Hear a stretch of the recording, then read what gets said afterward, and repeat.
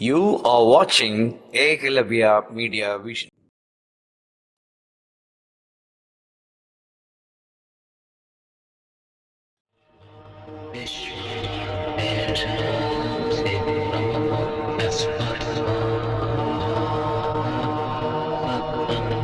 Yes, the great Yagam started. Rishishringan was the leader of the Yagam. Thousands of people attended that Yagam, it is said. And hundreds of priests were offering pujas to the Almighty. And that was a wonderful sight. All the people of the city came to participate in that Yagam. And Dasharathan was offering so many gifts to so many people. Not only the priests, but also all the poor people of Ayodhya. And definitely, a puja means a tyagam. That means you have to make other people happy when you are conducting a yagam. Not only the priest, but everyone who seeks help should be helped. Thus, Putragameshti yagam became a success. In the end of the yagam, Agnideva came out of the fire with a vessel in his hand, and he had payasam, or in Sanskrit we call it chiranam, in that vessel. He gave the vessel to Dasharatha and said, "You ask your wives to eat this, and definitely they will conceive children."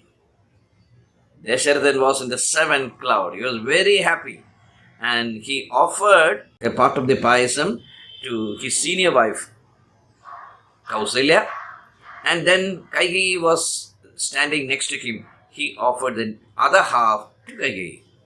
Now, Sumitra doesn't have a part of payasam. So, Kausalya immediately took some part of his payasam and gave it to Sumitra. Then Kaikeyi also followed. Thus, Sumitra had two halves. They ate the payasam, and Vasishtha Maharshi said that the Putragameshti has come to a wonderful, brilliant end, and O Raja, your wives will start conceiving children soon. And so many gifts were offered to Rishishringan, but Rishishringan was a real sannyasi, so he said, "No, I don't need any. I just want to go back to my forest." But everything ended in a very happy manner. Now let us think about the symbolic meaning. Agni. Agni is one of the 5 elements of creation. When we hear the word element, the first thing that comes to our mind is carbon, oxygen, hydrogen, etc. Isn't it? That's what we study in the elementary science. But here it is not like that. Carbon, hydrogen, oxygen, etc. are elements in the physical side. But in the astral side, water, fire, earth, air, and space are the elements of creation. The gurus have discovered this fact through their deep meditation, that the whole creation is the combination of these 5 elements. It's just like a hardware and software. Hardware can be seen. If you take the computer, there's a hardware. You can see that hardware. You can feel the hardware. You can see what's happening in the hardware. But when it comes to the software section, you can't see anything, but you can see only the programs. Isn't it? Like that, it is said that the whole creation of the world, even the Milky Ways and all that, have this combination. Well, in a simple manner, you can understand this. When a person dies, what happens? First, the air leaves him. The air has got nothing to do with him now. 2, the water content, it oozes out.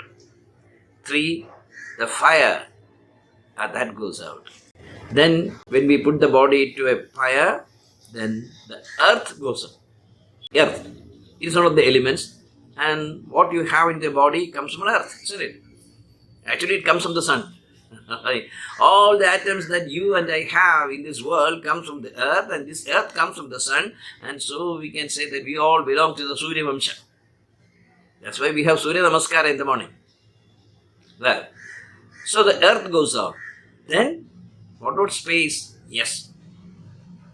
The space that it occupies also goes out, disappears. So, the death is complete. It's a total disappearance. Well, Agni Devan is a goddess of passion. It can be anything. Your passion to eat food, your passion to perform a dance, your passion to write a novel, your passion to become a great industrialist, your passion to become a wonderful teacher, your passion to become a great singer, anything, your passion to become a great father, a wonderful husband, all these are passions. And Agni is the symbol of these passions. Unless you have a deep passion to become successful in this path of spirituality, you can never hope to become successful. Even in materialist things, it is like that, isn't it? You want to become a great writer. You one day want to become a Nobel laureate. You can become. Nothing is there to stop you. But you should have that deep passion. Suppose you want to become a film actor and win an Oscar award.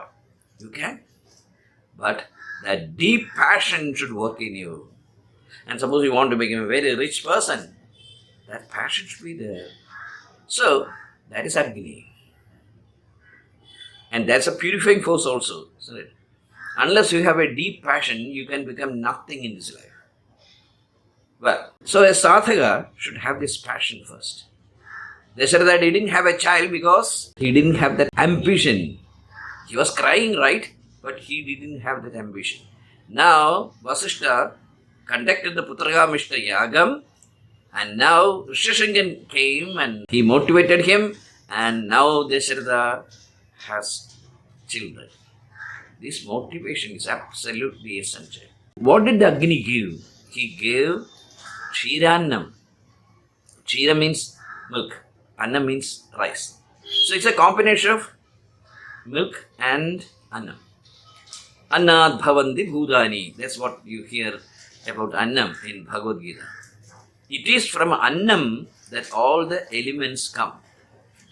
All the elements in your body comes from the soil, isn't it? So, annam is always a representative or a symbol of materialistic glory. And milk is the symbol of spiritualism. This is a beautiful concept. Even if you are the greatest spiritualist living on earth, you can't miss the materialistic life. What you can have is only a materialistic life, but you can transform that materialistic life into a spiritual life. So, a sadhaka should understand this fact. You can't have a 100% spiritual life. You can't have a 100% materialistic life. You have to breathe, you have to eat, you have to earn, you have to work, you have to love other persons, you have to help them. All these things are there in life. There is no meaning in spending your whole life inside a cave just meditating. That is a useless way of living. You have to do your work, but at the same time, you have to keep your concentration in the spiritual ladder. So, even billionaire like Adani can become a spiritual glory. Ratan Tata, for example, all the time, Ratan Tata was living a very simple life, helping so many people and working hard to attain not money but glory. Glory as a simple person, glory as a great person, and he definitely did it. Some other rich people are there in the world. They have very huge mansions with 500 rooms and all that. So many people working for them, eating the best food that is possible, and even their closets are made of gold. What a funny way of living. When millions of people are starving, you are having a 5-star hotel food. It is nothing but a quixotic way of living. That should be a combination. So, Kshiranam. And taking Kshiranam, the 3 wives became pregnant. King was very happy. He was dancing with happiness, and he was expecting the wives to give him a son. All the people of Ayodhya were very happy.